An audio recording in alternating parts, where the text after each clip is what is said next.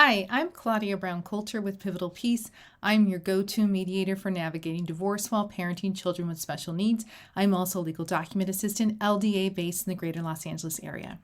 Let's talk about alimony.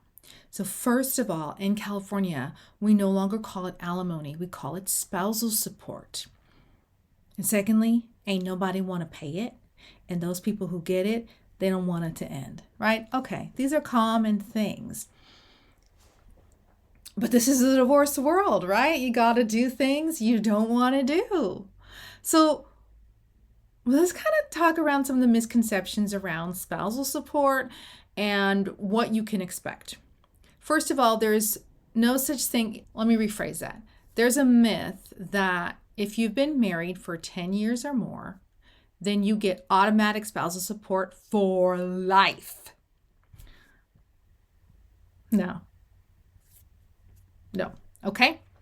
Big fat busted. That myth is busted. That's not true. In order to get spousal support, you have to request it.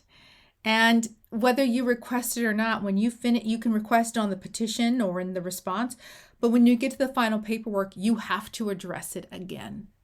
The court's not going to process your judgment if you don't address what is happening with spousal support. You can revoke it, like waive jurisdiction and say, we're not taking it. You can reserve it and allow the court to keep jurisdiction, and so that at a later time they can make a decision regarding spousal support. Or one person can pay spousal support. That option is out there. So let's assume that you are going to be receiving spousal support or you're going to have to pay spousal support. Let's talk about how it's calculated. It's really, you can use the DissoMaster software to calculate spousal support, but it's just a starting point. The court doesn't use formulas and guidelines when it comes to spousal support because it's something that you can negotiate. And negotiate you should. Instead, the court has these ideas like it should be about the standard of living in the marriage. Was there a high standard of living in the marriage that was actual? Credit card debt is not an actual standard of living in the marriage. It's about actual monies, not debt that you incurred to prop up this lifestyle. The other thing they look at is one spouse earning a lot more than the other spouse? So if you guys are both, managers at maybe like a department store or something like that, and maybe your salaries aren't exact, but they're close enough, spousal support probably wouldn't make much sense.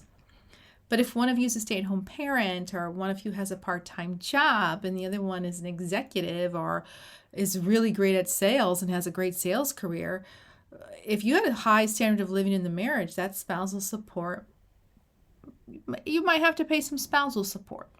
It shouldn't last forever. Most of the time, it doesn't last forever. The other thing they look at is, does spousal support need to be awarded so that someone can go to school? Someone can gather skills to raise their ability to earn. There's a lot there that the court has the ability to make a decision on. Your age has a factor in it, how long the marriage has lasted, your ability levels. Are you injured in some way? So like if you maybe have an injury that prevents you from working 40 hours a week and you're over a certain age, the judge might just be like, well, that's tough. We can't impugn their income and force them to work more. They're physically unable to do so. So the judge can make a lot of decisions about what that support should be. Now, the judge would much rather you make those decisions. They would love for you guys to reach an agreement on these things. They don't want to be up in your business like that. Okay? So these are conversations that you need to have.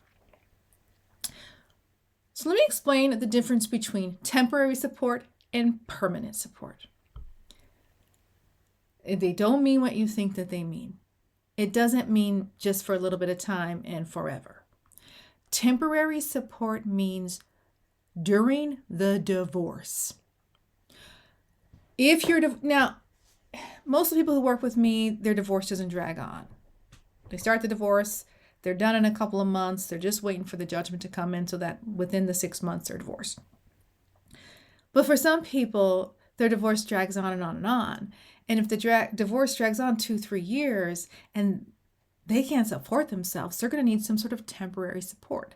And that's just while the divorce is going on. And then once things are finalized, that support, it changes names and it usually changes amounts, and it's called permanent support. That just means after the divorce.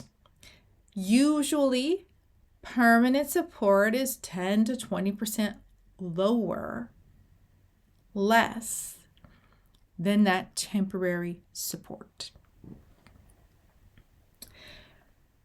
If you have a short-term marriage, less than 2 years, in general, the length of support is about half the length of the marriage. So when you are creating your divorce decree and you're deciding spousal support, you've got to decide, when does it start and when does it stop?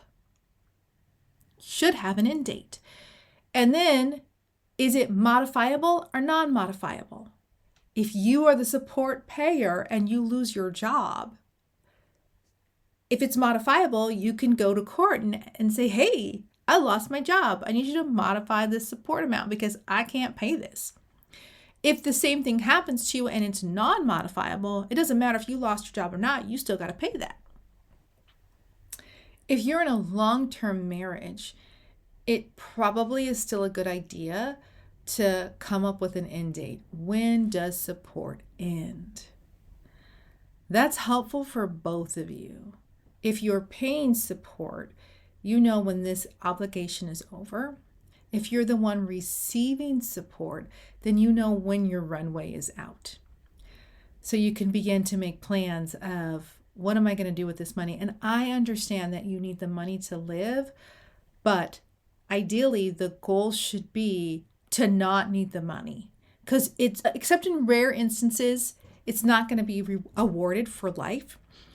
So knowing that there's an end date, that's going to give you time to prepare. And if you can learn to live without that money as the clock counts down and your spousal support payments are beginning to end, if you can develop a lifestyle where you don't need that money as much, when that payment ends, it's not panic time. You're ready for it. Maybe you haven't needed it for a while. You're just saving that money as a cushion, as an emergency fund. Okay. For all divorce judgments post 2019, if you are paying spousal support, it is no longer tax deductible. And if you are receiving spousal support, you don't have to pay taxes on the spousal support. When people come to negotiate spousal support and I'm in the role of the mediator, I encourage them to have a conversation, think about the number that they need. A lot of times it's child support and spousal support combined. So really thinking about, what is your need for spousal support? What should that be? And then being prepared to have a negotiation around that amount. The other thing you should know is that you can, instead of doing spousal support, people do an equalizing payment. I'm not paying you spousal support. I don't want to be on the hook with you for, 10 years or however long it is and just keep paying you a check. Ugh, I'm going to give you a lump sum. If you squander this money, that's on you. Generally, the lump sum amount, like if you were to get spousal support payments for X amount of dollars a month for X amount of months, it'll add up to a certain amount of money. Generally, your lump sum spousal support or equalizing payment is going to be less than all of those payments added up, because you're getting the benefit of having it all at once. So when you're coming into negotiations, be flexible. Can you make an equalizing payment and be done with it? Or do you need to make monthly payments? I've seen people go, look, I'm going to give you some money up front, but I'm not going to give you monthly money as much or as long as I would have had I not given this money up front. So sometimes people do a combination. So you need to come to these conversations with your creative thinking cap on of what would work for both of us in this situation. Most people come to mediation and they're not trying to bleed their spouse dry. They recognize that it's an inconvenience, but they also need to live. And so they're trying to come up with a plan that they both can live with that's fair and equitable, and I applaud them for that. It doesn't mean it's easy, but those people reach agreements. So come creative. There's plenty of free calculators online. Run some numbers and see what you could potentially be entitled to. And then look at your budget and have a conversation with your spouse about what this amount should be and how long it should be. Remember, whether you want to or not, you have to address spousal support in your final paperwork.